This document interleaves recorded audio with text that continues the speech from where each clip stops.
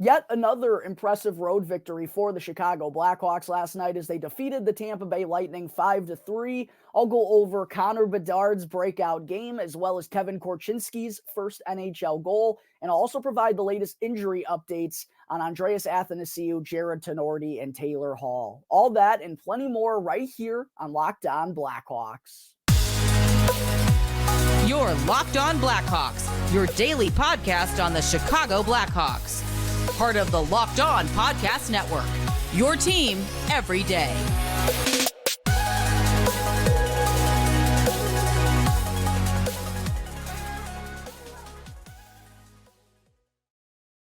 What's up, everyone? Welcome on into another episode of Locked On Blackhawks, part of the Locked On Podcast Network, your team every day. As always, thank you all for making the show your very first listen here to start off your day.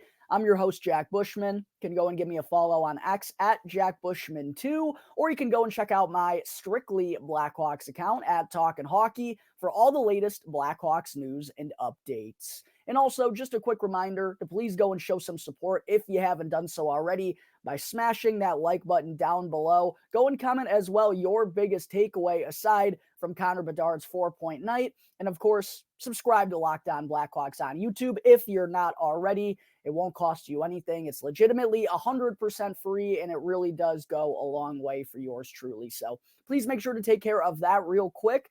And you can also go and turn on those push notifications if you're wanting to get notified when the episode is uploaded to YouTube each and every day. All right, good afternoon, everyone. As always, thank you all for joining me on another episode of Locked On Blackhawks, your one-stop shop for all things Chicago Blackhawks. Hawks win. Yet another impressive road victory from the Chicago Blackhawks last night as they defeat the Tampa Bay Lightning 5-3 at Amalie Arena, starting out the moms trip on the right foot, which is always great to see. All the moms were in attendance last night for this Blackhawks victory, and they certainly, their sons certainly did not let them down with a really solid performance. And with this win last night, that moves the Blackhawks to 5-7-0 through their first 12 games of the season, and 4 of those wins have now occurred on the road. Your boy was in attendance for the one victory that the Blackhawks have at the UC so far this season. But with that win last night in Tampa, they are now just one of 12 teams in the early going to have already recorded 4 wins on the road. Those other 11 teams, you may be asking, pretty good company here for the Blackhawks. The Boston Bruins, the New York Rangers, the Carolina Hurricanes, the New Jersey Devils, Dallas Stars, Colorado Avalanche, Winnipeg Jets, Vegas Golden Knights, Vancouver Canucks, Los Angeles Kings, and the Anaheim Ducks. Now, if you go and take a look at the NHL app, I actually don't recommend you going and looking at the NHL app because I guess over the summer they elected to make it garbage so they can just push people to the ESPN app, which I think is just a ludicrous business idea, but whatever.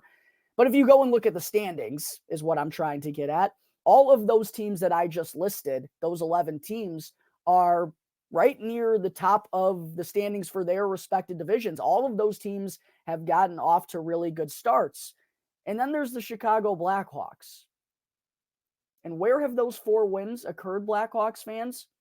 In Pittsburgh, in Toronto, in Vegas, and in Tampa Bay. Regardless of where those teams are at in the standings right now, I know Pittsburgh's gotten off to a little bit of a shaky start, and there have been some bumps in the road for the Tampa Bay Lightning as well, but that ain't nothing. Those are pretty impressive victories for the Blackhawks. Those are 4 tough places to go into and to come away with 2 points, and the Blackhawks have done that, and it's become pretty apparent now through these first 12 games that when the Blackhawks are playing at their best, they can beat the best teams in the NHL, not just hang with them.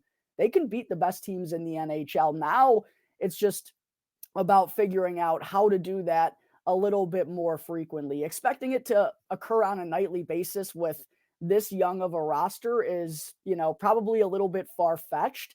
And I don't think that's ever going to be like the underlying basis for this team night in and night out. They're just not a deep enough roster, but we know the ceiling. It's just about figuring out how to kind of eliminate as much of the inconsistency as possible or figure out ways to win games when you're not at your best, because we've seen things, get lopsided down the stretch of games. Against the Arizona Coyotes, it got really ugly. And even recently against the New Jersey Devils, those like final 40, 45 minutes before a late little surge from the Blackhawks to make things interesting. It's about figuring out how to be more productive when you're getting outings like that, because you're just not going to get performances like we saw last night against the Lightning, every single game. But with that being said, it is pretty exciting to know that on a nightly basis, the Chicago Blackhawks can hang in there with the best in the business. Certainly another reason to be watching this team throughout the course of the season, because you never know when they're going to come away with 2 points. But takeaway number one from this game last night, folks, absolutely has to be Connor Bedard. Oh my goodness. And through these first 11 games, we saw some flashes, and he was showing signs of growing confidence, and I think just getting a little bit more comfortable and understanding what it takes and where he needs to be and everything that goes into being a successful NHL player. We had seen that a little bit, but we hadn't seen him absolutely take over a game until last night, because in the first 30 minutes, Connor Bedard was absolutely unstoppable. He was a wizard out there. And even against a team that's icing players like Braden Point, Nikita Kucherov, Steven Stamkos, Victor Hedman, Connor Bedard was the best player on the ice last night at 18 years old, and he was a man on a mission right from the get-go. A 3-point opening 20 minutes for Connor Bedard, 2 goals in there as well. The first of which I want to give him a lot of credit for, because I don't know if it's his first one this season, but it's one of his first real gritty goals at the NHL level. And I think those are the type of goals. We know what he can do with his beautiful wrist shot, right? We know he's going to have no trouble blowing it past opposing netminders, but figuring out how to go to the front of the net and getting to those dirty areas and what it takes to do that with passion. I loved seeing him get inside position on Victor Hedman to finish off that Philip Kurashev centering feed for his first goal of the night, and then his second of the period, a 2-on-1 with Nick Foligno. Nifty little pass from Foligno. Bedard with an even better finish, though, pulling the puck to his backhand and beating Johansson, his second of the period, 7th goal of the season. He also added a primary assist with a no-look pass on a 2-on-1 with Tyler Johnson. And then early in the second period, picking up where he left off as well. Looked like it was actually his hat-trick goal for a moment there on the Blackhawks power play, but Corey Perry got a piece in front for his 3rd goal of the season, but a 4-point explosion in the first 25 minutes of the game for Connor Bedard. The Tampa Bay Lightning simply had no answers for him, and that top line was absolutely buzzing every time they were out there on the ice.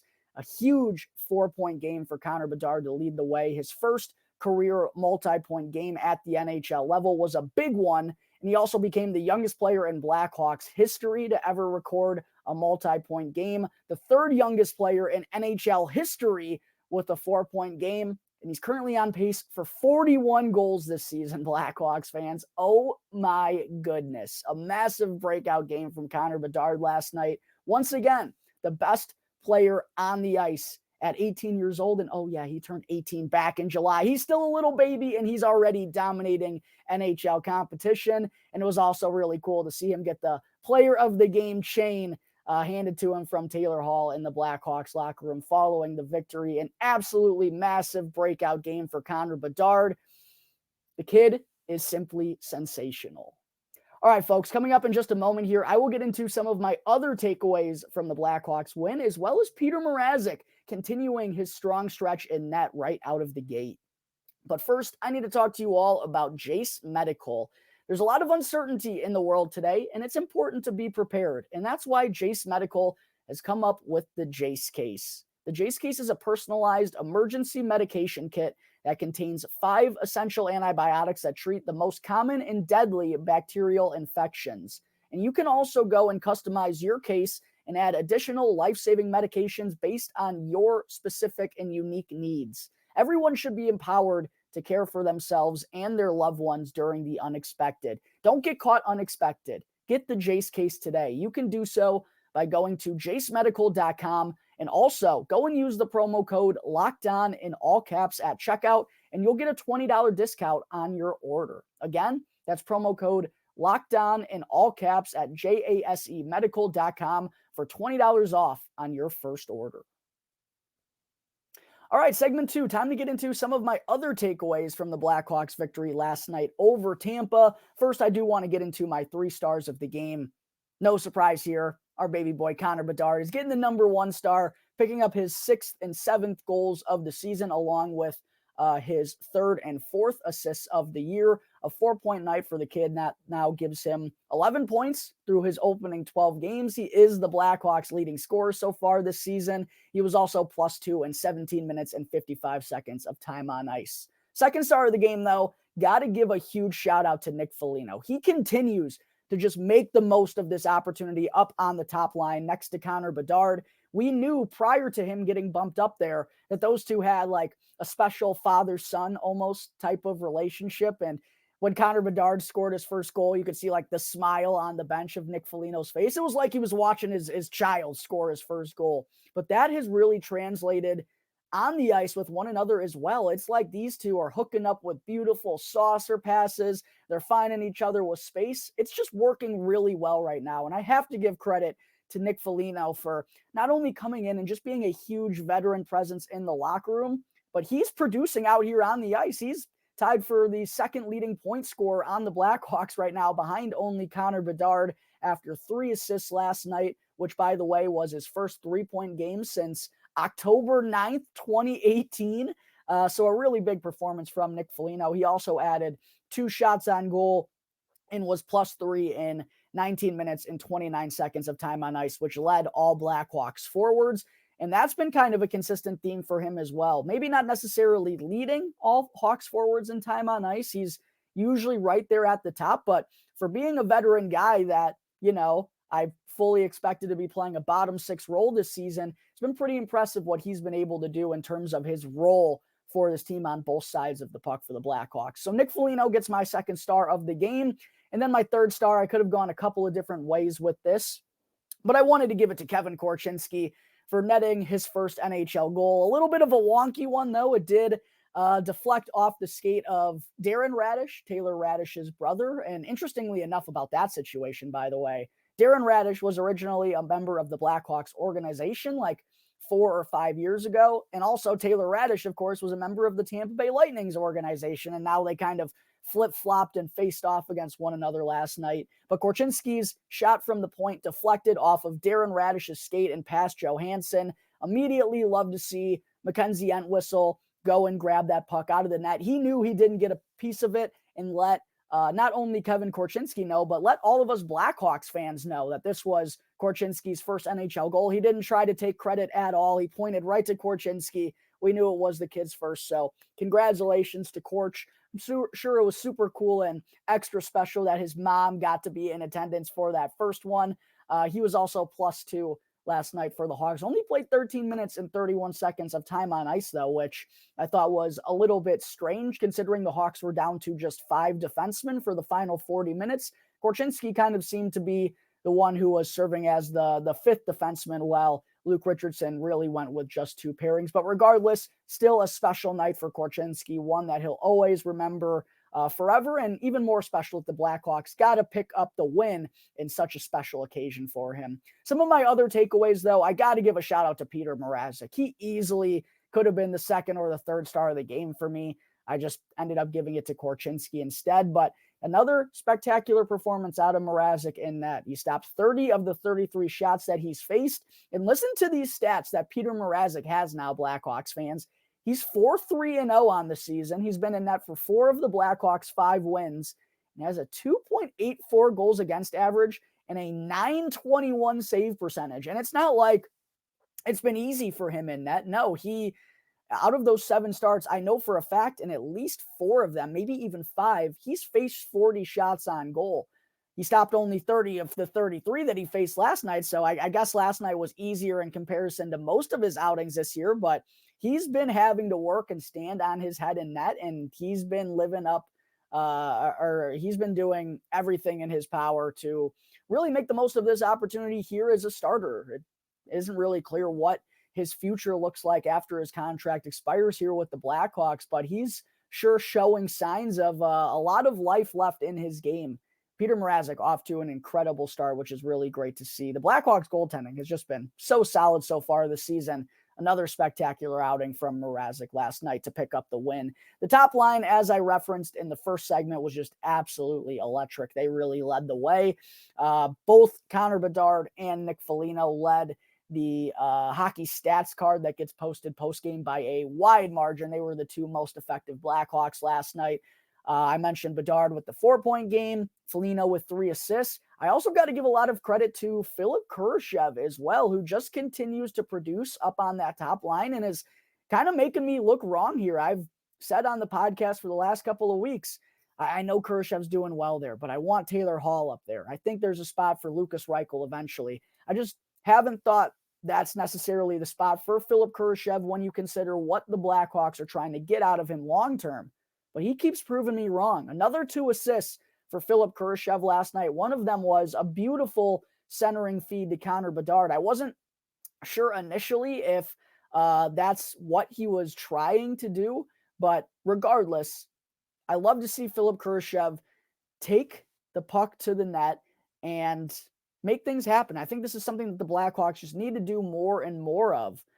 It's the simple plays. I've talked about it a lot on the show. Taking the puck to the net with a purpose. It's one reason why I think Ryan Donato has been so successful here in the early going, which I'll get to him in just a moment. But good things happen when you take the puck to the net and you shoot it. And Philipp Kurashev showed an aggressive mentality last night, taking the puck to the net for that primary assist on Bedard's goal. And also just a simple game from the Blackhawks in general, like Kevin Korchinski's goal, firing the puck on net. Those are the things we love to see. But I got to give a lot of credit to Philipp Kurashev. He now has 6 points in his first 6 games so far this season, really proving me wrong on that top line and could be there for another significant stretch if Taylor Hall is going to be missing some time here with an injury. I also got to give a shout out to all the Blackhawks defensemen last night for being willing to sacrifice the body. The Blackhawks led the Lightning 20-6 in block shots. Seth Jones led the way with 6. Alex Vlasic and Connor Murphy both chipped in with 3. I thought that made a huge difference, particularly in the third period when the Lightning were trying to get something going. The Blackhawks really prevented them from getting a lot of their good scoring chances off by blocking shots. And Seth Jones, by the way, skated 31 minutes and 46 seconds last night because the Blackhawks were only down to 5 defensemen. That was the second most he's ever skated in a regular season game in his career, I believe I saw. So credit to Seth for really stepping up and taking on an even larger role than he normally does with the Hawks down to 5 defensemen. And credit to all of them for doing the dirty work and blocking a lot of shots last night. The revenge game was also on point, if you will, because both Corey Perry and Tyler Johnson found the back of the net against their former teams. Corey Perry with a nice redirect for his 3rd goal of the season. As I mentioned, he's still tied for 2nd on the Blackhawks team in points, along with Nick Foligno. 8 for Perry in the first 12 games of the season, continuing to produce for the Blackhawks, even though this was a power play goal. Yeah, but he's been mostly on the 3rd or 4th line for them this season. So that should not get swept under the rug, how good Corey Perry has been. And then Tyler Johnson, man, this guy just keeps on finding the back of the net. His 4th goal of the season, that is actually 2nd on the Blackhawks, behind only Connor Bedard. So the Blackhawks have been getting good depth scoring from a couple of these guys here. Another one is Ryan Donato. Keeps finding ways to make an impact on the stat sheet. Picked up a primary assist on Kevin Korchinski's goal, and that now gives him 7 points in his first 12 games as a member of the Chicago Blackhawks. Tyler Johnson, Corey Perry, Nick Foligno, Ryan Donato, Philipp Kurashev. The Blackhawks have been getting some nice contributions from their secondary pieces, if you will. If Lukas Reichel and that second line can just get it going, this Blackhawks offense really does have the potential to take a leap, and I think that will help them so much more in staying competitive in a greater amount of games. They've been good at it so far this season, but there's still some nights where we've seen them be a little bit lackluster. I think if Lukas Reichel and that second line can provide just a consistent second scoring threat for this Blackhawks team, that's really going to help them reach that next year. Also, got to talk about my 3 keys to victory last night for the Hawks, because once again, they played a huge factor and then coming away with the dub. My first key to victory last night was not letting the Tampa Bay Lightning top line absolutely walk all over them. Can't let them absolutely dominate the game. And that top line, by the way, was Nikita Kucherov, Brandon Hagel, and Brayden Point. Now, I did expect them to find their way on the stat sheet. I mean, I wasn't expecting the Blackhawks to hold them scoreless or to hold all three of them without a point, but they didn't let them absolutely take over. They had some confidence and had some good puck movement in the early going, but I thought they did a really good job of shutting them down in the last two periods. Kucherov, still did score a goal. Brayden Point and Brandon Hagel had an assist, but it wasn't a multi-point game where they absolutely ran wild against the Blackhawks defense. I thought that was absolutely huge for the Blackhawks, and a big part of that, too, was some really key shot blocks down the stretch of the game. So that was obviously a huge key in them coming away with the win. My second key was to make Jonas Johansson work, because in his last three starts coming into the game last night, I worded that really terribly. He had given up at least 4 goals in each of his last 3 starts entering last night's game. That's what I meant to say.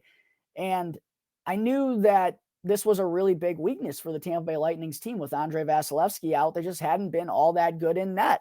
And if they made Jonas Johansson work, I thought they were going to be able to stay in there. If they only came with 18 or 19 shots on goal, then there was the potential for the Lightning to run away with it. But they put shots on Johansson early. It was an early onslaught for the Blackhawks. 4 goals in the opening 25 minutes, and that really set the tone for them the rest of the way. So great to see them make the most of that. And then my third key was to work hard for your mama. A full 60-minute effort, I thought, was what it was going to take to beat this Lightning's bunch.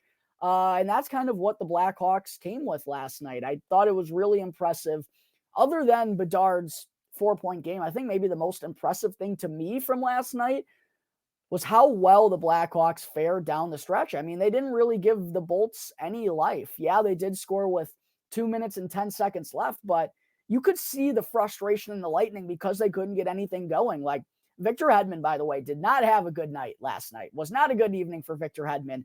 And you could see that he was clearly frustrated out there. He took a bad holding penalty or interference penalty late in the game that pretty much sealed the deal for the Hawks. He was slashing his stick around on the boards. Anthony Cirelli also got ejected for having some choice words with the officials. You could tell the Blackhawks were frustrating the Tampa Bay Lightning out there, and that's because they played all the way until the final whistle. They didn't give them any opportunities to come back in that third period and held them to only 9 shots on goal. Lots of shot blocks, lots of big-time breakups, and the frustration was very evident from the Tampa Bay Lightning side. So shout out to the Blackhawks for playing hard for the Mamas for a full 60 minutes last night. That's what led to them beating the Tampa Bay Lightning 5-3. All right, folks, coming up in just a moment here, I will get into my only negative takeaways from last night, which was the Blackhawks unfortunately losing 3 players along the way due to injury. But first, I need to talk to you all about Parkview Advance. As a business owner, you realize there are times when receivables might fall behind, but that doesn't mean you need to fall behind on your vendor payments, payroll, or rent. And for more than 25 years, Parkview Advance has helped businesses secure working capital. From $5,000 to $1.5 million, Parkview Advance can approve your working capital in as little as 24 hours. It's a much easier process than you might imagine as well. We invite the many entrepreneurs that are Locked On NHL fans to learn more right now by calling us at 203-675-0071, or you can go to parkviewadvance.com. If your business needs working capital, call Parkview Advance today. Parkview Advance, helping businesses with their working capital. Again, you can go check out and learn more right now at parkviewadvance.com.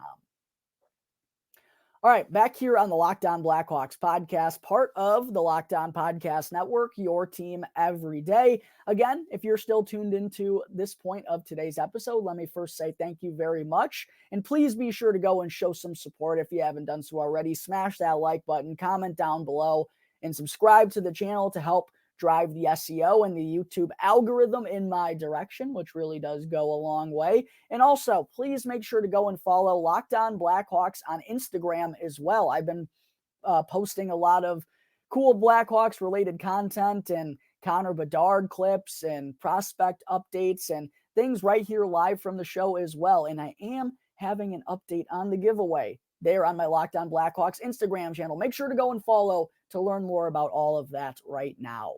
All right, segment 3. Perhaps the only negatives from last night's win down in Tampa was that the Blackhawks lost 3 players along the way due to injury, as Jarred Tinordi did not return after the first period. Andreas Athanasiou did not return after the second. And then Taylor Hall went down after it looked like his leg kind of got folded underneath him. He was really slow to get up, holding his knee, which certainly did not look good, and had to be helped off the ice by his teammates.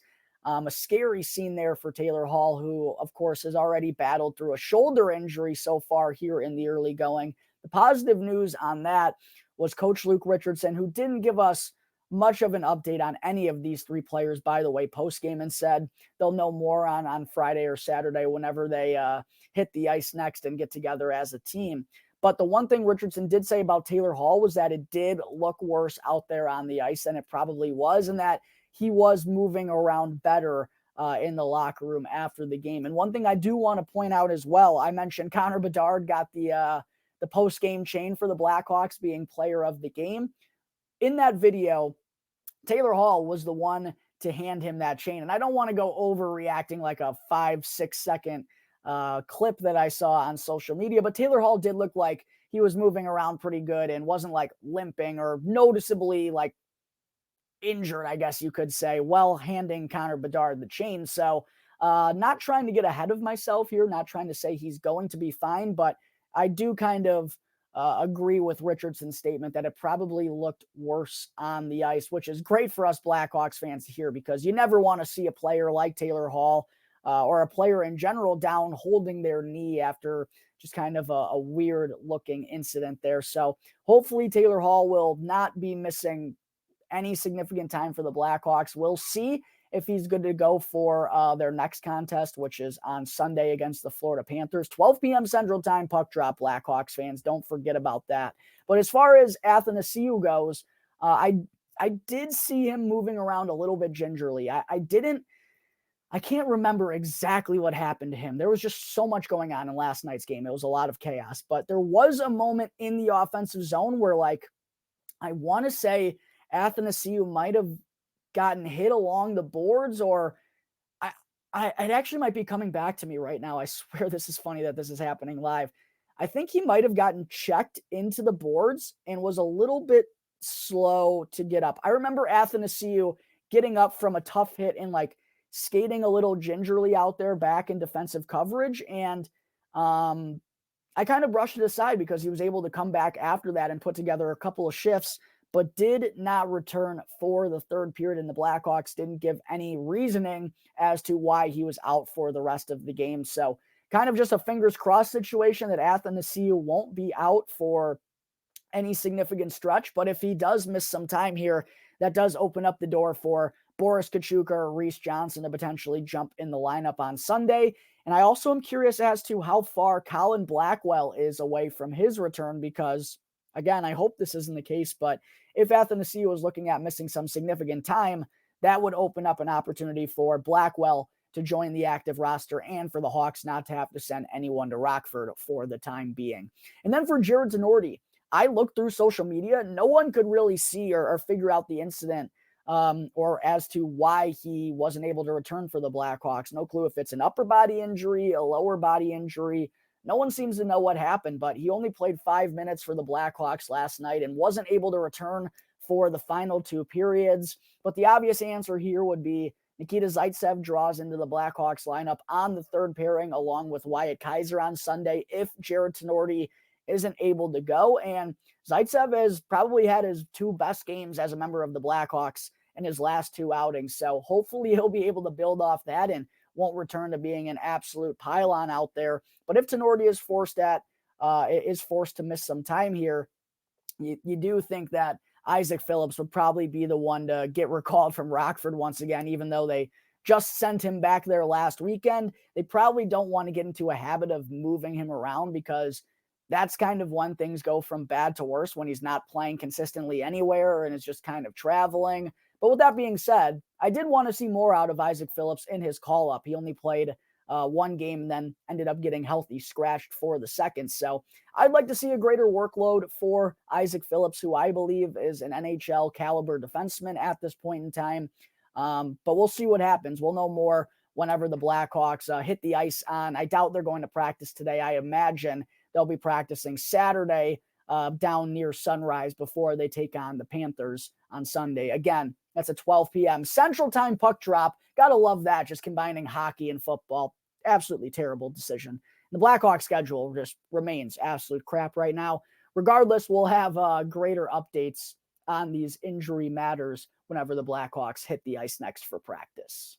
All right, that is going to wrap up today's episode of Locked On Blackhawks. As always, thank you all again for tuning into the show, and be sure to go and follow Locked On Blackhawks for free right now, wherever you may be listening to your podcast, and to go and subscribe to Locked On Blackhawks on YouTube. And that way you can get the latest episode as soon as it becomes available each and every day. As always, I'm your host, Jack Bushman. Go and show me some love on X by following at Jack Bushman2, or you can go and check out my Strictly Blackhawks account at Talkin' Hockey for all the latest Blackhawks news and updates. So until tomorrow's episode, I'm going to try to get an episode out before this game against the Panthers just to have a little bit of a preview. But until that happens, everyone, enjoy your weekend. And thanks again for tuning into another episode of Locked On Blackhawks, part of the Locked On Podcast Network, your team every day.